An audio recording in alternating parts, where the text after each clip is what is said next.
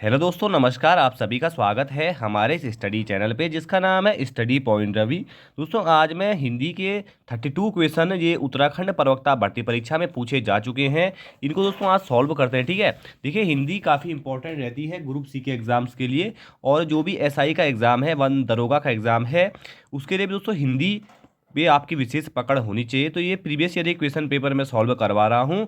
ठीक है, कल मैंने आबकारी विभाग में पूछे गए 2021 के पेपर में पूछे गए सामान्य हिंदी क्वेश्चन आपको पढ़ाए थे। तो आज मैं उत्तराखंड प्रवक्ता भर्ती परीक्षा के 32 क्वेश्चन आपको यहाँ पे करवाऊंगा। ठीक है, तो पहला क्वेश्चन है, आदिकाल में पहेलियों एवं मुकरियों की रचना करने वाले कवि कौन थे। देखिए, आदिकाल में जो पहेलियों और मुकरियों की रचना करने वाले कवि यहाँ पे दोस्तों पूछा जा रहा है, तो ये कौन थे। तो दोस्तों ये थे अमीर खुसरो। ठीक है, क्या अमीर खुसरो, पहले का है option D. D the right answer. कौन थे? अमीर खुसरो थे। आदिकाल में पहेलियों एवं मुकरियों की रचना करने वाले कवि थे अमीर खुसरो। दोस्तों याद करते हुए चलेंगे। उसके बाद सेकंड क्वेश्चन है, आदिकाल को आधार काल किसने कहा है। दोस्तों आदिकाल को आधार काल कहा है आपके डॉक्टर मोहन अवस्थी ने। किसने कहा है? डॉक्टर मोहन अवस्थी ने आदिकाल को आधार काल कहा है। बिल्कुल याद करेंगे, ग्रुप सी में पूछा जा सकता है ये। उसके बाद तीसरा क्वेश्चन है, आल्हा और उदल किस राजा के सामंत थे। दोस्तों आल्हा और उदल किस राजा के सामंत थे। तो राजा परमाल के सामंत रहे हैं ये। Option B is the right answer. तीसरे का दोस्तों B is the right answer. Alha और उदल राजा परमाल के सामंत थे। ठीक है, उसके बाद नेक्स्ट देखेंगे, नाथपंथ के प्रवर्तक कौन थे। दोस्तों नाथपंथ के प्रवर्तक यहाँ पे पूछा जा रहा है, आयोग पूछ रहा है नाथपंथ के प्रवर्तक कौन थे। तो ये थे दोस्तों गोरखनाथ। ठीक है, गोरखनाथ क्या थे? नाथपंथ के प्रवर्तक थे।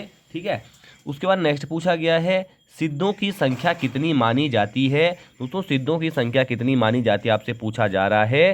सिद्धों की संख्या 84 दोस्तों मानी जाती है। कितनी मानी जाती है दोस्तों? 84 मानी जाती है। दोस्तों अगर आप भी चैनल पे नए हैं तो चैनल को जरूर सब्सक्राइब कीजिए और वीडियो को लाइक कर दीजिए, जिससे हमें भी मोटिवेशन प्राप्त होता है। ठीक है, मोटिवेशन हमें मिलता है अगर आप वीडियो को लाइक सब्सक्राइब शेयर करते हैं चैनल को। ठीक, तो सिद्धों की संख्या दोस्तों कितनी है? तो ये है 84 सिद्ध है दोस्तों। ठीक है, उसके बाद नेक्स्ट क्वेश्चन दोस्तों, इनमें से कौन अष्टछाप का कवि नहीं है। दोस्तों सूरदास भी है, कुंभनदास भी है। तो छठवें का है बी, हरि व्यासदेव नहीं है, जबकि सूरदास भी है, कुंभनदास भी है, चतुर्भुजदास भी। इन तीनों को भी याद करते हुए चलेंगे।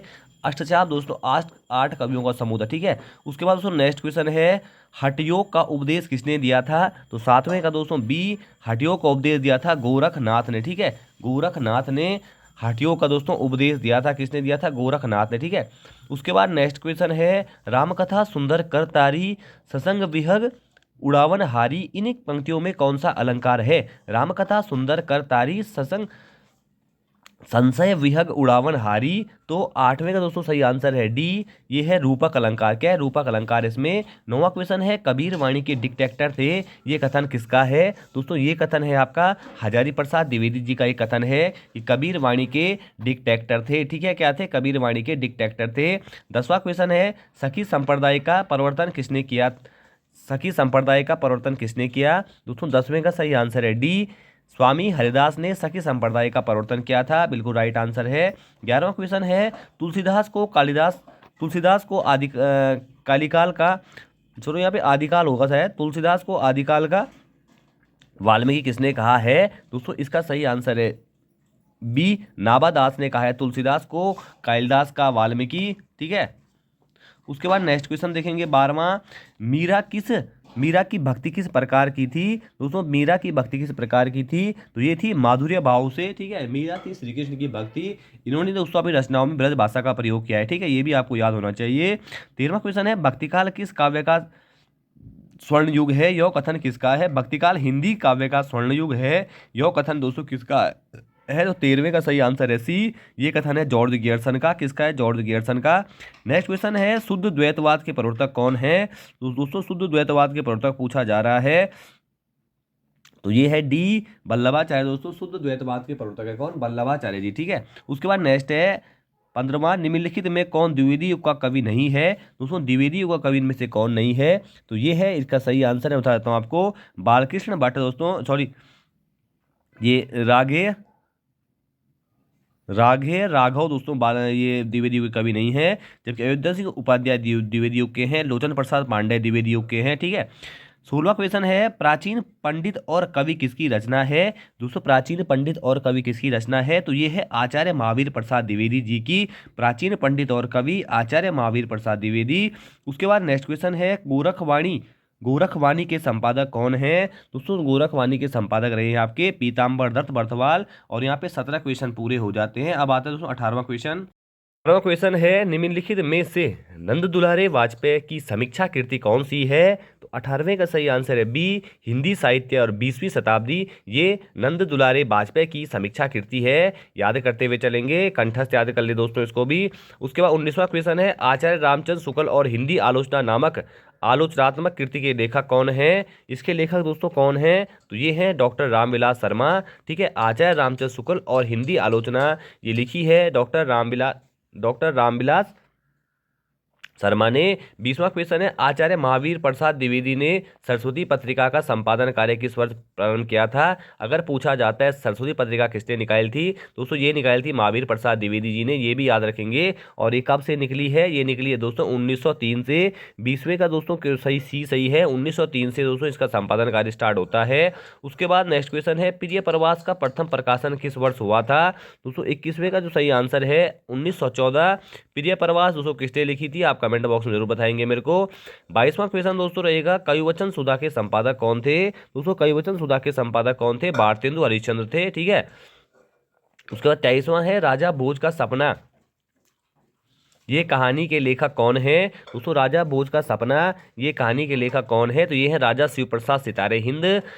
इंपॉर्टेंट क्वेश्चन रहेगा। 24वां है, छायावाद विलायती अभिव्यंजनवाद का विलायती संस्करण है, यह किसका कथन है। दोस्तों ये है सी रामचंद्र शुक्ल का। दोस्तों आप देख रहे होंगे इस पेपर में थोड़ा हिंदी अच्छे लेवल की पूछी गई है, क्योंकि दोस्तों ये उत्तराखंड प्रवक्ता भर्ती परीक्षा 2018 का सेट ए है, तो इसी टाइप की हिंदी आती है दोस्तों प्रवक्ता में। ठीक है। उसके बाद इसका मैंने दोस्तों आपको 24वें का आंसर बता दिया है, शायद नहीं बताया अभी, रामचंद्र शुक्ल ने लिखी है। ठीक है, कथन है इनका ये।